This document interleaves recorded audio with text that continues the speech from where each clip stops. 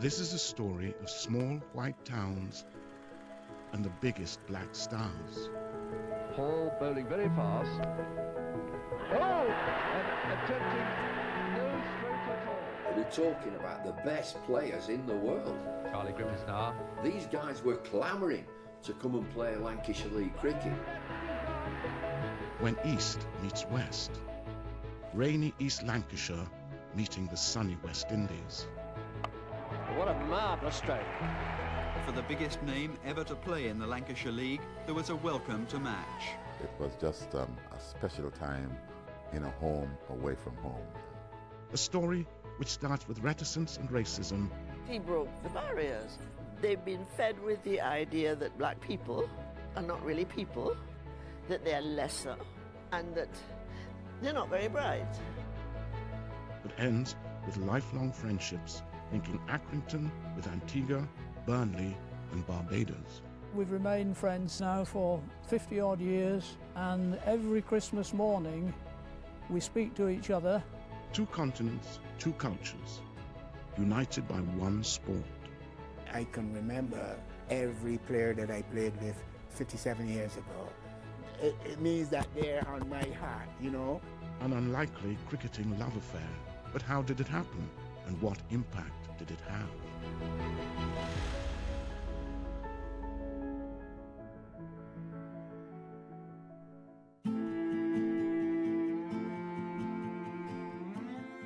Hidden beneath brooding Pennine Hills lies the towns and villages of East Lancashire. Until this year, the Lancashire League has been unchanged since 1897. 14 clubs, 20 miles apart.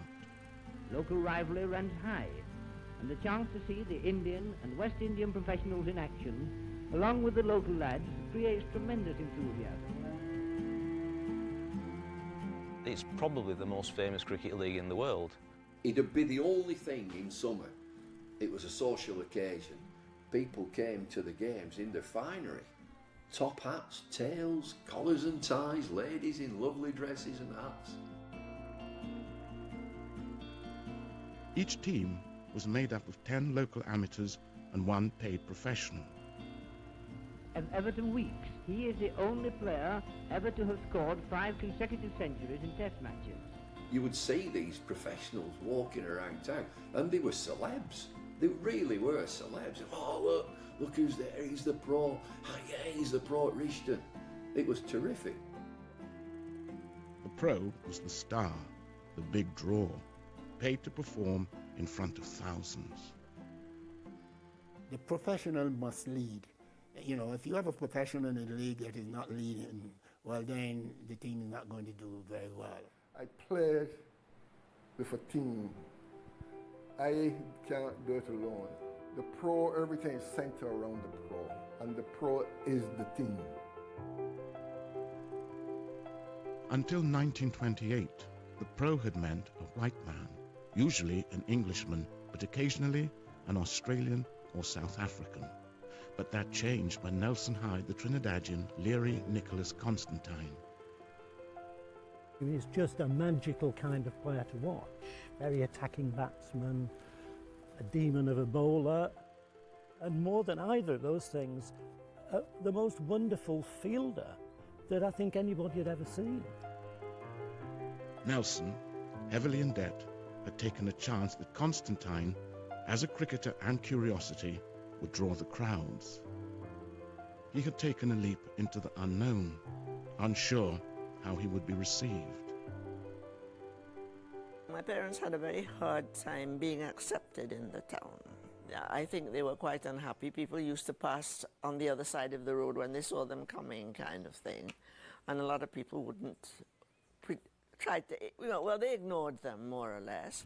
How did you and your family find the people of Nelson? At first, you know, the strangeness, what we discovered later on to be strangeness, we thought at one time it was prejudice, and we took that as true. School children were peeping in the window to see him through his living room window. They were all going lining up to go and see him because they'd never seen a black man. Dad always used to say when he went to Nelson on one or two occasions and he shook hands with people, they used to be doing this with their hand to see if it rubbed off. Ignored in the street, but on the cricket field, Constantine was a huge attraction. When Nelson came here to Todmorden, the crowd for the game was 7,000. Nothing has been seen like it on this ground before or since. In the 1930s it was packed. It was absolutely packed. Both my dad and my uncles and neighbours and they all came straight from work to get a seat. They even came from Yorkshire to watch him. The stands were packed, but after a year, Constantine was ready to pack his bags. It was very difficult to dislike him, although some people did. And he said, you know, for 2 pins, I would have gone back to Trinidad. It was my mother who decided we're not moving. We are staying here. He would have gone back. He would have come back home after the first year. But she said no, and that's when they took me up. Age 2, Gloria had moved to join her parents in Nelson. The family ended up staying for 20 years. We used to call her the only fly in the ointment. She was the only dark student at a secondary school in Nelson. What happened was that the people who accepted you, and the people who didn't. And they ignored you. There were people at school who ignored me and pretended I wasn't there. And I remember them distinctly. And I just ignored them. You ignore me, I ignore you, that's all. But her father was far from ignored. Despite the Great Depression, crowds continued to rise, and so did Constantine's contracts. The cotton industry was on short time and short money. For 6pence on a Saturday afternoon, you could see cricket played as well as anywhere in the world. Constantine was probably the best paid sportsman in the country, including footballers and boxers and jockeys and other cricketers. Constantine led Nelson to 7 titles in 9 seasons, once taking all 10 wickets in an innings for just 10 runs. No one in Nelson was crossing the road to avoid him anymore. My father was a very friendly person. So if you wanted to stop and talk, he would stop and talk. So I used to hate going out with him because you were stopped every minute. You stopped to talk to somebody.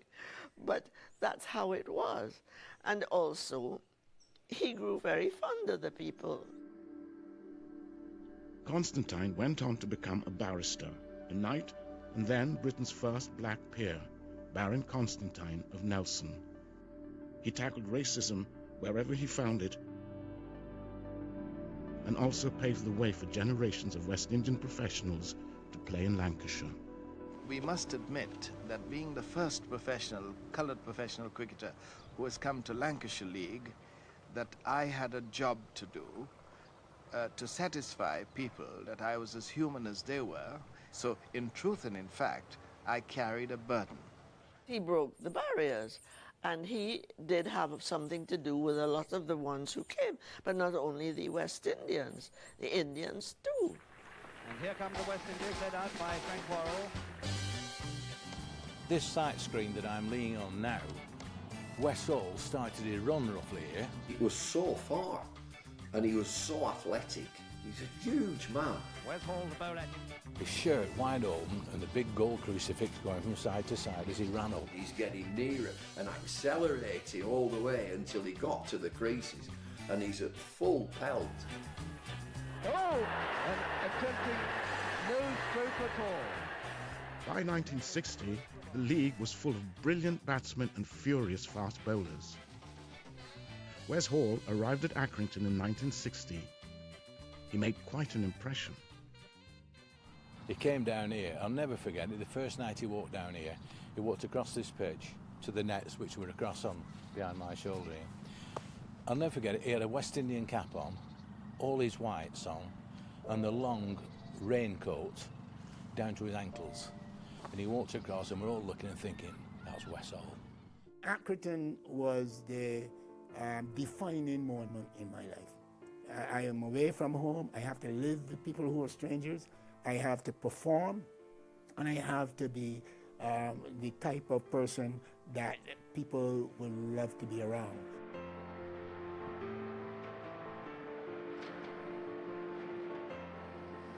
It was the first time that I had ever lived for 6 months with people other than West Indians. I was like a fly in the coconut ice cream.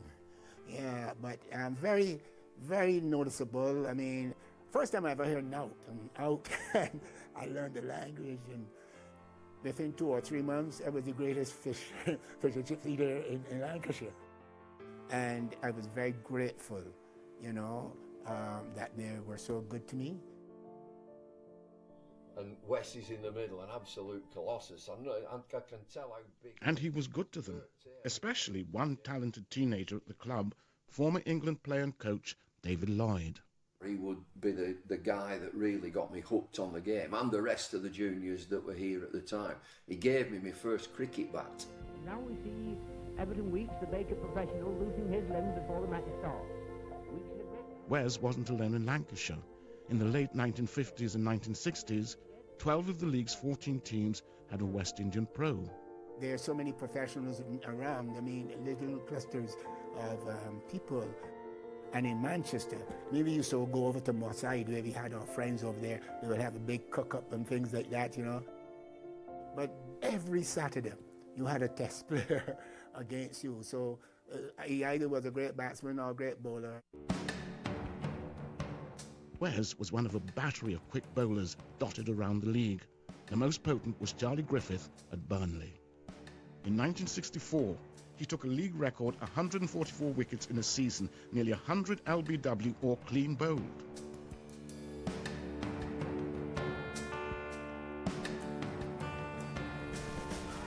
Yes, he's out. There's a lot of these fellows that are amateurs, never come up against such bowling. And before you get there, you can see that they're very nervous. Some batsmen come in, you can see in his face the fear. They were obviously thinking, I hope I'll get to work on Monday morning. And if you didn't get out of the way, then you'd get hit and could get hurt. I know that the senior lads would look at the fixtures and they'd book the holidays when you were up against one of the big quicks. So they'd be having a fortnight off, and there was real apprehension and a bit of fear. It matters really what sort of wicket you produce when he's letting it go at this pace. There was fear among opponents, but in their own dressing rooms, there was only friendship. When you're doing well, everybody is upbeat. And I think that's what I took to Burnley.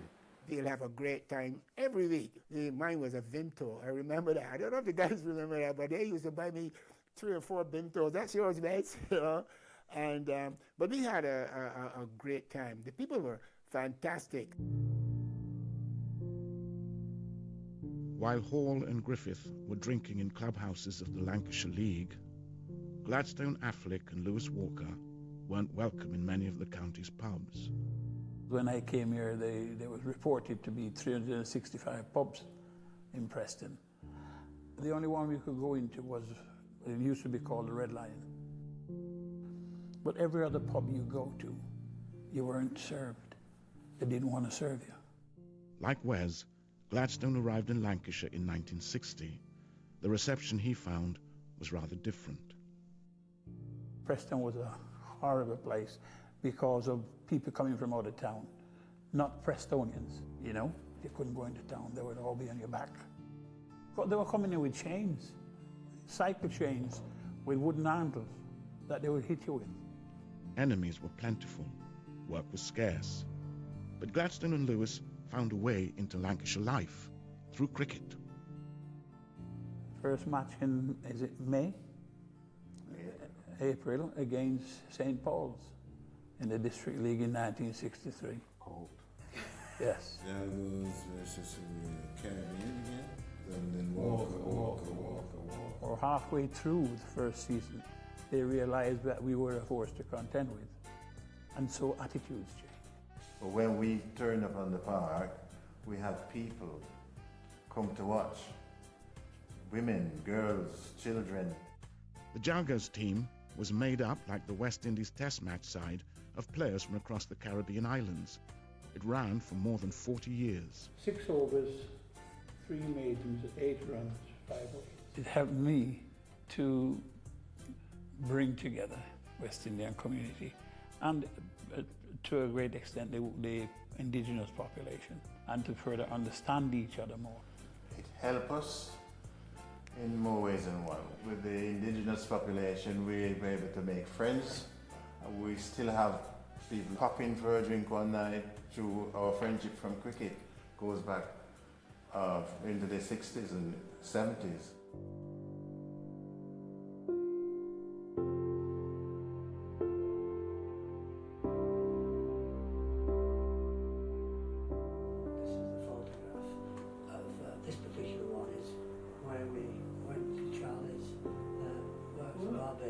The friendships formed between pros and amateurs in the Lancashire League have endured too. He was the professional, I was the amateur, but we've remained friends now for 50-odd years, and every Christmas morning we speak to each other, and he usually tells me that it's lovely morning, going to the beach and then to see his racehorses, or I'm telling him that it's either snowing or pouring with rain. Even now when I go back to Burnley, I have an enjoyable time. So, and if you got these friends from over 50 years until now, that speaks a hell of a lot for you. Whenever I see them to talk about that, they say you came to Burnley and create history that will never go there.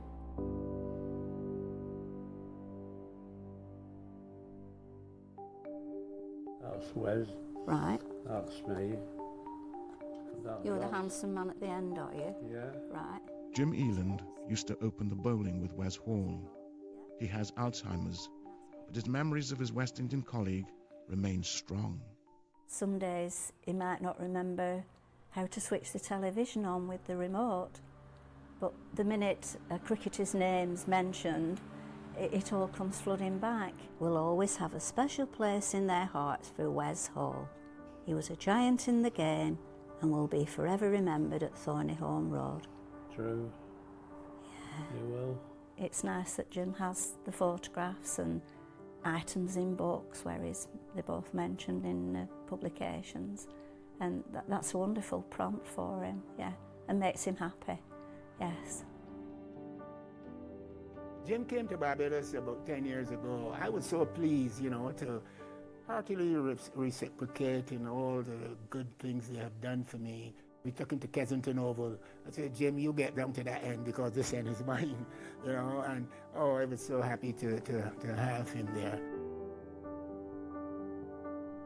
They're on my heart, you know.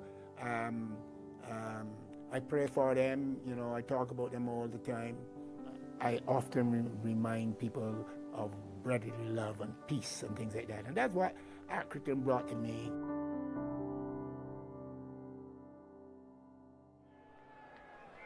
We're really seeing something here, I can tell you.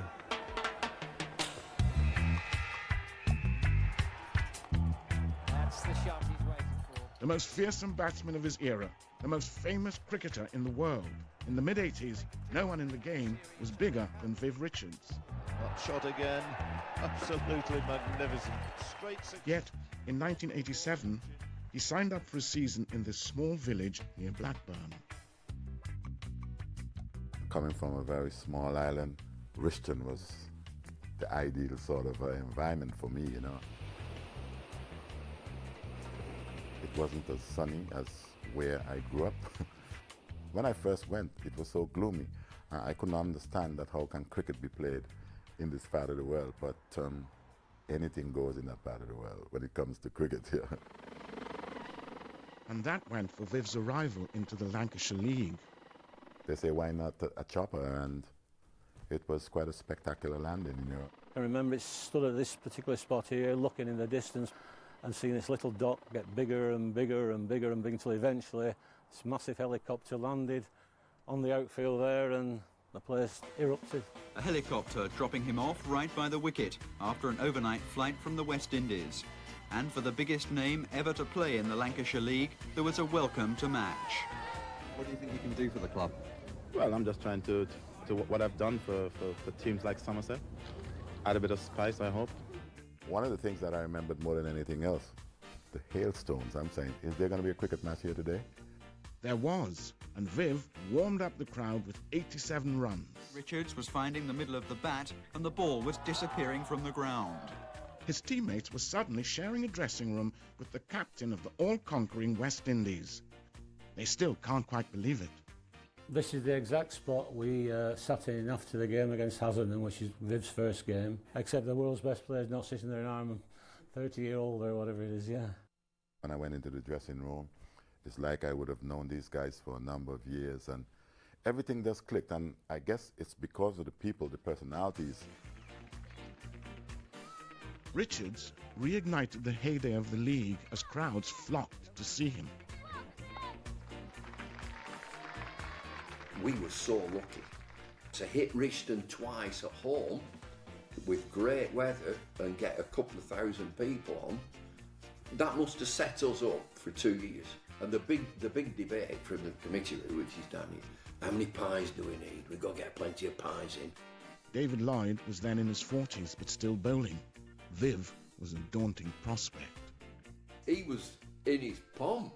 He was as good as it gets. And I looked at this ground and the end I was bowling from, I thought, this is not big enough for us too. I just kept bowling up and bang, there's another. I've gone out the ground again. Away from the pitch, Viv threw himself into Lancashire life.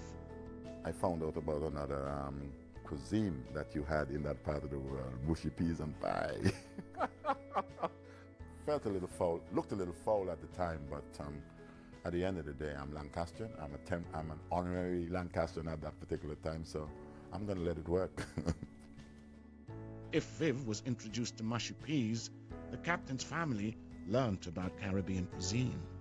I just thought, oh heck, Viv Richards is coming in my house.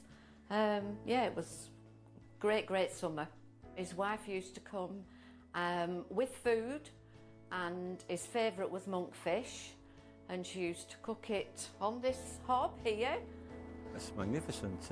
I was playing with Viv Richards for 5 months of the year. Absolutely unbelievable. Everybody's supposed to get a day in the sun kind of thing, and mine was saying that I'm Captain Viv Richards. They played a huge part. From the very first night that I went to David and his wife's house, and it wasn't all about the mushy peas and pie, but the humour. They were very, very, very, very good people.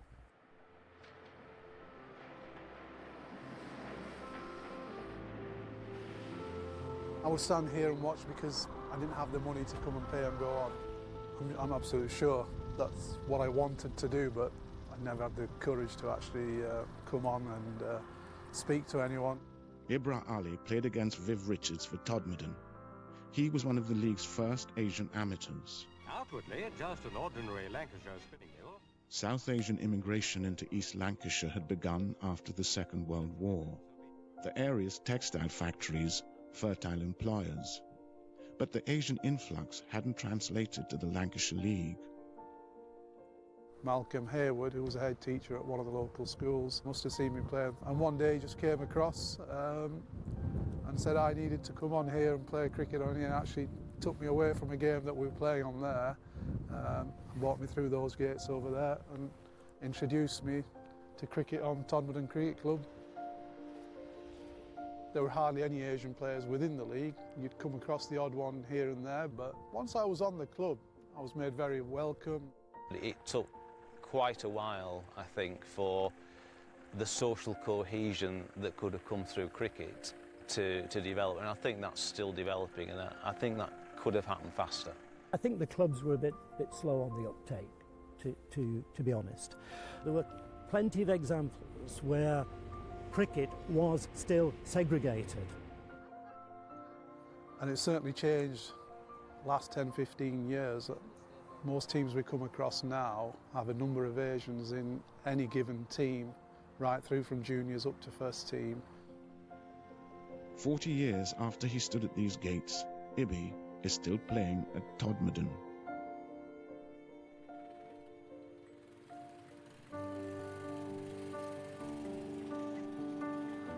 There's get change on your ticket.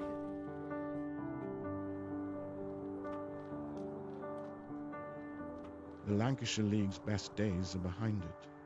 Crowds, a fraction of the full houses which once packed places like Nelson. Constantine had thousands clamouring to see him here. Today, at times, it can be just a few men and a dog. I don't think anybody would pretend that it's the same as it was. You know, you get a handful of people who are watching the games, and the golden era of the great professional has gone. West Indian pros are a rarity these days. The depth of talent in Caribbean cricket has declined. South Africans are now a more popular choice among league clubs. 12 months a year cricket, the Indian IPL, there are so many other demands on the top players' time, it's hard to get them when they're at their peak now. Yet one thing hasn't changed. These cricket clubs remain crucial parts of the community. The league is 125 years old, so that history is always there, whichever club you go to. It's great, you learn a lot from other people's cultures, obviously, while you're out there and playing with each other week in, week out. It's a good experience.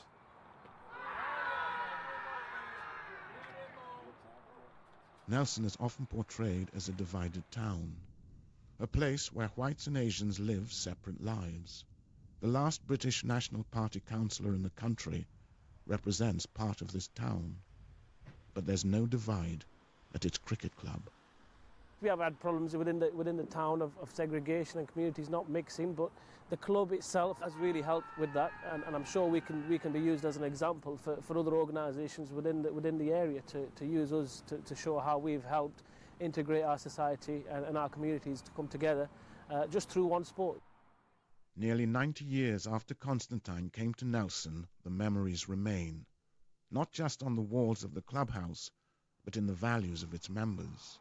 We're very proud of Constantine and what he did and what he stood for, and you know, people down here have got the same kind of attitude as he had.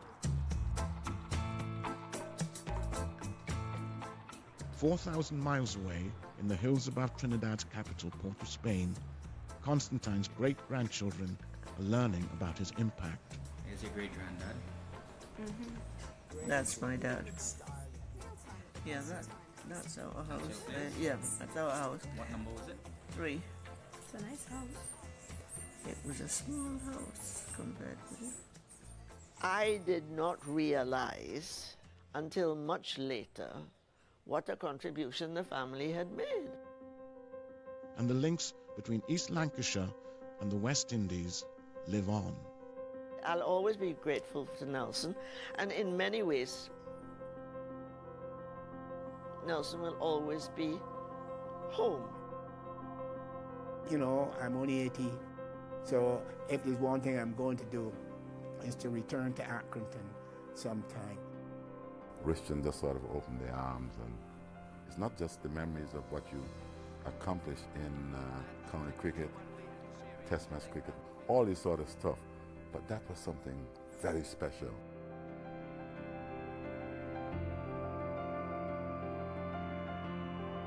The Secrets of Humpback Whales next on BBC4. Then, banging the drum for the power of music, Susie Klein even takes a sledgehammer to a piano for her brand new series, Tunes for Tyrants, Music and Power, at 9.